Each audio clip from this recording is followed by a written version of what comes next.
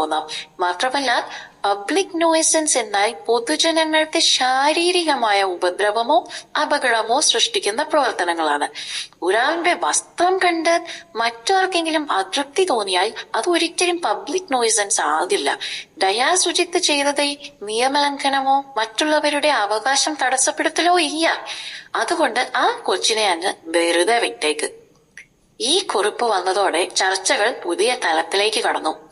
തുടർന്ന് സോഷ്യൽ മീഡിയയിൽ അനുകൂലിച്ചും പ്രതികൂലിച്ചും വാദപ്രതിവാദങ്ങൾ പൊട്ടിപ്പുറപ്പെട്ടു. നല്ല ബോഡി ഷേപ്പുള്ള സ്ത്രീകൾ സാരി ഉടുത്ത് നടക്കുമ്പോൾ വായും പൊളിച്ച് നോക്കി നിന്ന് ആസ്വദിക്കുന്ന മലയാളികൾ തന്നെ മോഡേൺ വസ്ത്രം ധരിക്കുന്ന പെൺകുട്ടികളെ കാണുമ്പോൾ കപട സദാചാരം പറഞ്ഞ് കരയുകയാണ് എന്ന് അനുകൂലികൾ പ്രതികരിച്ചു.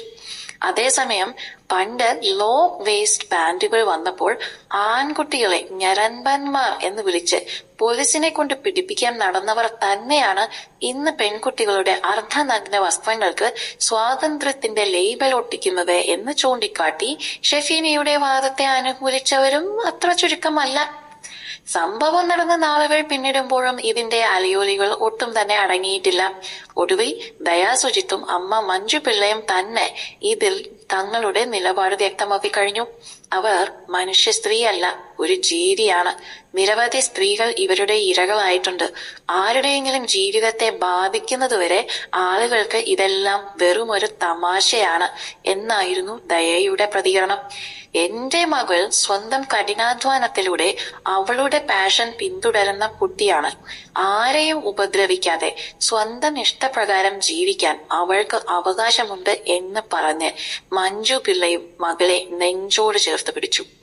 സദാചാരത്തിന്റെ പേരിൽ വ്യക്തിസ്വാതന്ത്ര്യത്തിന് മേൽ കുതിര കയറുന്ന സൈബർ സദാചാരവാദികൾക്കുള്ള ശക്തമായ മുന്നറിയിപ്പായി ഈ സംഭവം മാറിക്കൊണ്ടിരിക്കുകയാണ്.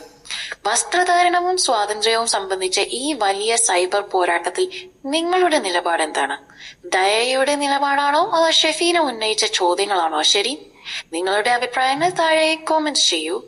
കൂടുതൽ സിനിമ, സീരിയൽ, ചാനൽ വാർത്തകൾക്കും വിശേഷങ്ങൾക്കുമായി ഞങ്ങളുടെ ഈ ചാനൽ ഇപ്പോൾ തന്നെ സബ്സ്ക്രൈബ് ചെയ്യുക, ഷെയർ ചെയ്യുക, ഫോളോ ചെയ്യുക, ലൈക്ക് ചെയ്യാൻ മറക്കരുതേ.